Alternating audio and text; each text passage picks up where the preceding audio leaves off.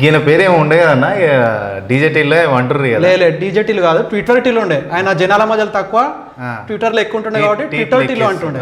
Twitter టీలు ఈయన ఏమంటున్నాడు ఒకసారి చూద్దాం. రామన్న నిన్న పవన్ కళ్యాణ్ ఎపిసోడ్ వెనకాల చంద్రబాబు గాని మోడీ ఉన్నారని చెప్పేసి కూడా మాట్లాడుతున్నారు. సో మోడీ గతంలో హైదరాబాద్కి వచ్చినప్పుడు కూడా పవన్ కళ్యాణ్ నేత రేవంత్ రెడ్డి ఉన్నాడు అనుకుంటున్నా బ్రదర్. ఆయన పరిపాలనా వైఫల్యాల నుంచి ఏమైనా దృష్టి మళ్లించేదానికి ఆయన వాడుకుంటున్నాడేమో తెలియదు. కానీ ఒకటి మళ్ళీ దాని గురించి వద్దు. నేను చెప్పే కాడికి చెప్పాను. తెలంగాణని గౌరవించి అభిమానించి ప్రేమించే వాళ్ళు ఇక్కడ పోటీ చేస్తే ప్రజలు ఆదరిస్తారు. లేకపోతే ఏం జరగాలో అదే జరుగుతుంది. ప్రజలు విఘ్నులు, గొప్పవాళ్ళు, వాళ్ళు నిర్ణయం తీసుకుంటారు. ఇందామన్నా తెలంగాణకి ఎవరైతే పవన్ కళ్యాణ్ వచ్చిర్రో, పవన్ కళ్యాణ్ రావడం వెనుక మొత్తానికైతే రేవంత్ రెడ్డి హస్తం ఉన్నది అంటున్నాడు. మరి ఈయనకి మరి ఆయనకి జగనన్న ఉన్నాడు కదా, మరి ఆయనకి ఏం పొత్తున్నదో అంటే ఈయనని జగనన్న మాట్లాడిపిస్తున్నట్టవా? అంతే కదా. ఇప్పుడు ఈ రేవంత్ రెడ్డి అటాచ్ చేసినట్టే మరి అక్కడ నుంచి ఉండొచ్చు మరి అంతే కదా. అంతే మరి మళ్ళీ ఒకసారి ఇక చూడు ఏమంటున్నాడు కరెక్ట్. పవన్ కళ్యాణ్ ఎపిసోడ్ వెనకాల చంద్రబాబు గాని మోడీ ఉన్నారని చెప్పేసి కూడా మాట్లాడుతున్నారు. సో మోడీ గతంలో హైదరాబాద్కి వచ్చినప్పుడు కూడా పవన్ కళ్యాణ్ నేత రేవంత్ రెడ్డి ఉన్నాడు అనుకుంటున్నా బ్రదర్. ఆయన పరిపాలనా వైఫల్యాల నుంచి ఏమైనా దృష్టి మళ్లించేదానికి ఆయన వాడుకుంటున్నాడేమో తెలియదు. మరి 10 ఏళ్ళు వీళ్ళు ఏం చేసిర్రు? ఫామ్ హౌస్లో కూర్చోరేమో. ఫామ్ హౌస్లో కూర్చుని ఇప్పుడు అయ్యా కూడా మళ్ళీ ఫామ్ హౌస్లో కూర్చున్నాడు. ఇక ఆయన వదిలిన బాణం ఈయన, ఎవరు జగన్ వదిలిన బాణం ఈయన. ఇప్పుడు వచ్చేసి ఆయన అంటే జగన్ పవన్ కళ్యాణ్ మీద ఎగురు పడుతున్నాడు. కానీ ఒకటి మళ్ళీ దాని గురించి వద్దు. నేను చెప్పే కాడికి చెప్పాను.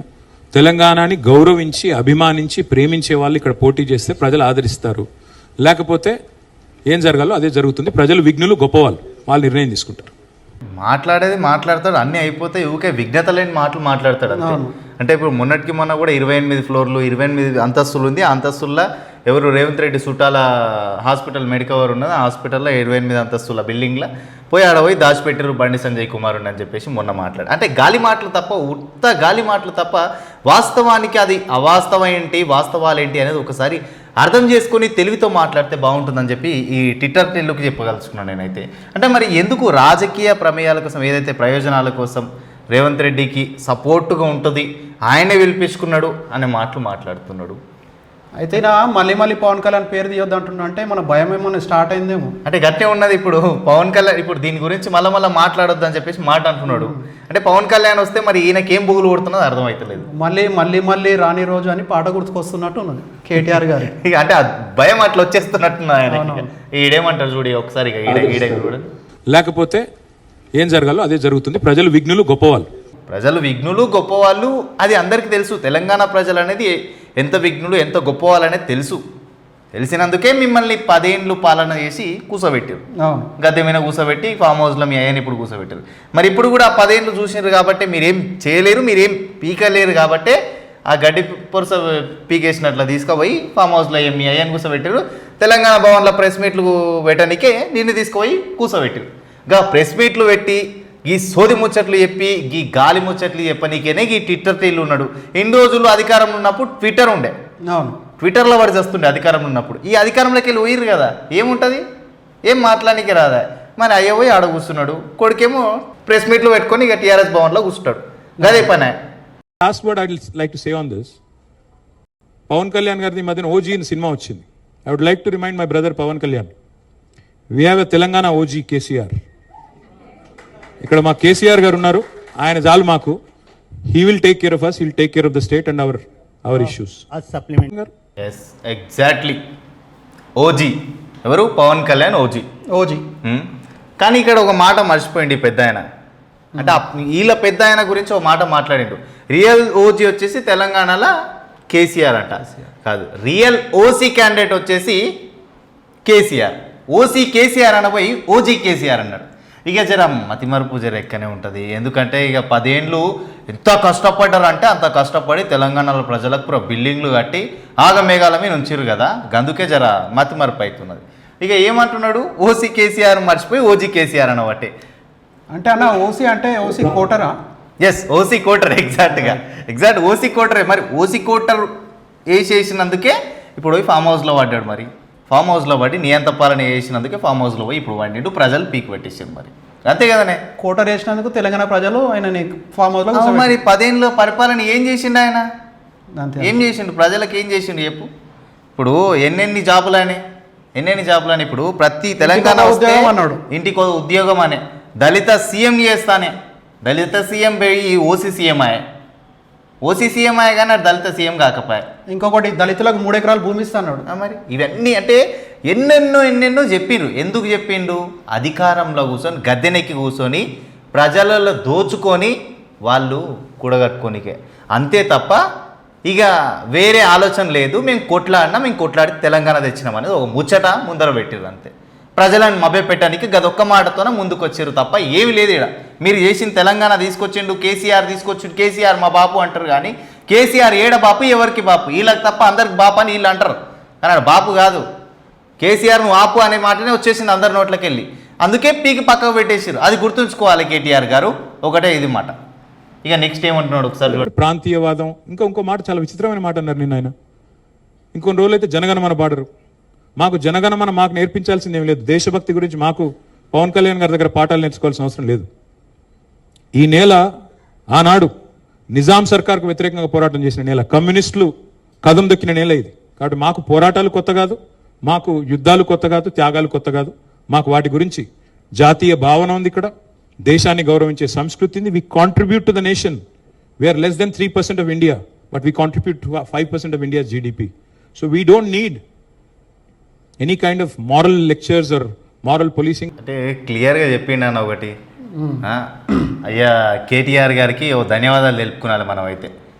మన తేజస్వి మీడియా నుంచి ధన్యవాదాలు తెలుపుకున్నాలి. ఎందుకు అంటే ఒకటే మాట ఏంటంటే ఆల్రెడీ క్లియర్ కట్గా చెప్పిండు. ఏమని చెప్పిండు? మేము తెలంగాణ కోసం మేము కొట్లాడలేదు, మా అయ్య కొట్లాడలేదు, మేము కొట్లాడలేదు. ఎవరు కొట్లాడిరంట? కమ్యూనిస్టులు కొట్లాడిరంట. మరి నవాబులకు వ్యతిరేకంగానంట. అదే వాళ్ళకు వ్యతిరేకంగా ఇప్పుడు కొట్లాడిరన్న. మరి ఇప్పుడు తెలంగాణ తెచ్చిర్రు. ఈయన తేలేడంట, వీళ్ళు అయ్య తేలేడంట. క్లియర్గా ఇచ్చేసిండు, చెప్పేసిండు. మరి తెలంగాణ కోసం కొట్లాడి ప్రాణాలు అర్పించిన 1200 మంది విద్యార్థులు ఇలా నోట్లోకి వెళ్ళి మాట వస్తలేదు. మరి ఎందుకు అట్లా? రాదు మొత్తం క్రెడిట్ వీళ్ళే కొట్టేద్దామని, వీళ్ళ ఫ్యామిలీ కొట్టేద్దామని ఇప్పుడు చెప్తున్నాడు కదా. మేం కాదు మా అయ్య కాదు అని చెప్పేసి ఇప్పుడు చెప్తున్నాడు కదా క్లియర్గా. ఇప్పుడు తెలంగాణ కోసం కొట్లాడి 1200 మంది ఏమంటారు ప్రాణాలు బలి తీసుకున్నారు. వాళ్ళ మాట వస్తలేదు అసలు. అవును, వాళ్ళ మాటనే వస్తలేదు ఈయన నోట్లకించి. మారల్ పోలీసింగ్ ఫ్రమ్ వారు ఆంధ్రప్రదేశ్ ఉప ముఖ్యమంత్రిగా వారిని గౌరవిస్తాం. వారిని ఆంధ్రప్రదేశ్ ఉప ముఖ్యమంత్రిగా డెఫినెట్ గౌరవిస్తాం. ఒక కళాకారుడిగా, ఒక నటుడిగా అభిమానిస్తాం. ఒక సోదరుడిగా ఇంటికి వస్తే బిర్యానీ పెడతా, హైదరాబాదీ బిర్యానీ పెడతా. కానీ వచ్చి మా సెక్రటేరియట్లో కూర్చొని పెత్తనం చేస్తాము మా రాజకీయాల్లో. మరి ఇంకా మొన్ననే కదా వేరుపడ్డది. ఇంత కష్టపడి 60 ఏళ్ళు పోరాటం చేసి మొన్న ఇంకా ఎంత నెత్తి దిమాగ్ ఎంత ఖరాబ్ అయిందేమో అర్థమవుతలే అన్నకు. కానీ ఆయన ఓసి వేసిండు, ఈయన 90 వేసిండు. ఇది మాత్రం పక్కా చూడరు. ఇక కేటీఆర్ 90 వేసి ప్రెస్ మీట్లో కూర్చున్నాడు. ఈ ఇంతనైనా తెలివి ఉండదు అయ్యా మనిషికి మాట్లాడి. నిన్నగాక మొన్ననే వచ్చిందంట, నిన్నగాక మొన్ననే వేరే అయిందంట. ఎవరు? ఆంధ్ర తెలంగాణ విడిపోయి ఎన్ని రోజులాయే నీవు పాలన చేసిండ్రే. పాలనకెళ్ళి నీ గద్దె మీదకెళ్ళి కూర్చోబెట్టి పక్కకు జరిపి ఎన్ని రోజులాయే. అది మాత్రం కూడా ఇంకిత గానం లేకుండా ఇక ప్రెస్ మీట్లు పెట్టి ఏది పడితే అది మాట్లాడతాడు. ఇది పద్ధతి కానీ. ఇంకోటి ఏంటంటే మరి ఇది సెక్రటేరియట్లో ఆయన వచ్చి కూర్చోరాదంట. అంటే నువ్వెవరిని చెప్పనీకి నాకు అర్థం కాదు. ఇప్పుడు ఆయన రానికే కూడా డైరెక్ట్ వచ్చి దానిలో కూర్చోడు కదా, ప్రజలు ఎన్నుకుంటే వచ్చి కూర్చుంటాడు అంతే. ప్రజలు ఇప్పుడు ప్రజలు ఎవరి ఇష్టం వాళ్ళది. ప్రజలు ఇష్టం ఉన్నది కాబట్టే నిన్ను తీసి పక్కకు పెట్టి వేరే వాళ్ళని గెలిపించుకున్నారు. ఎందుకు? నువ్వేం చేయలేవు ప్రజలకి కాబట్టి వేరే వాళ్ళని తీసుకొచ్చి కూర్చోబెట్టిర్రు. చెప్పలేం ముందలేమన్నా ఆలోచన ఉన్నదేమో ప్రజలకి. అంటే ఆయనని గెలిపిస్తారా ఇంకోరిని గెలిపిస్తారా అనేది మనకు సంబంధం లేదు. అది నేను అనట్లేదు. ఎవరు గెలిపిస్తారని నేను అనట్లేదు. ప్రజల ఇష్టానుసారంగా వాళ్ళకి నచ్చిన వారిని వాళ్ళకి ఎవరైతే మంచి చేస్తారో వాళ్ళని గెలిపించుకుంటారు. సెక్రటేరియట్లో కూర్చోబెడతారు, అసెంబ్లీలో కూర్చోబెడతారు. అది ముందర మాట.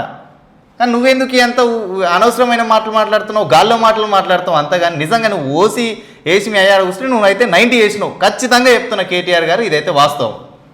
60 ఏళ్ళు పోరాటం చేసి మొన్న వేరుపడ్డాం 2014లో. మొన్న చంద్రబాబు నాయుడు గారు రానే వచ్చే 2018లో. మళ్ళీ ఇప్పుడు మీరు కూడా వస్తారు 2023లో. దేవన్నా టిల్లు అన్నీ చెప్తున్నాడు కానీ అసలు విషయం చెప్తలేడు అన్న. అసలు విషయం యాదికి వచ్చింది. ఏం మాట అంటే కమ్యూనిస్టులు నిజాం ఎవరైతే సర్కార్లో ఆ టైంలో ఉన్నప్పుడు నిజాంలకి వ్యతిరేకంగా కొట్లాడి తెలంగాణ తెచ్చిందంట కమ్యూనిస్టులు. అది ఎప్పుడు 60 ఏండ్ల కిందట. అవును.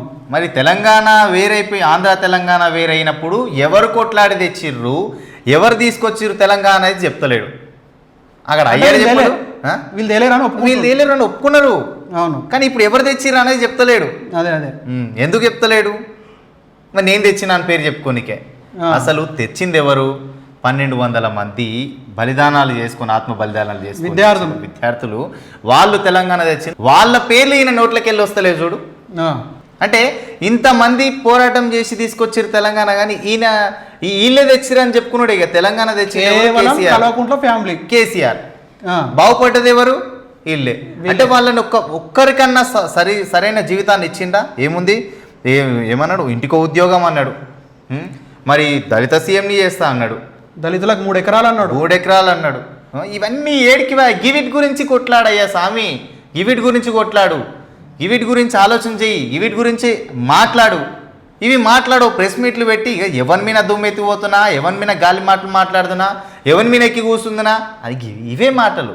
ఎందుకంటే ఈయనకు ఆల్రెడీ ఆ ఎక్స్పీరియన్స్లు మస్తున్నాయి.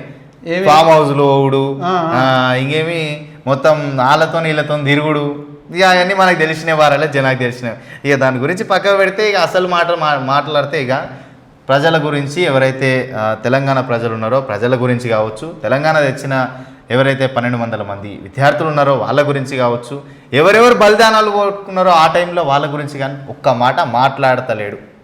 మాట్లాడతలేడు, వాళ్ళు మాట్లాడరు కూడా. అయిపోయింది. అందుకే కదా ఇట్లున్నది వాళ్ళ బతుకు. అంతే అంతే.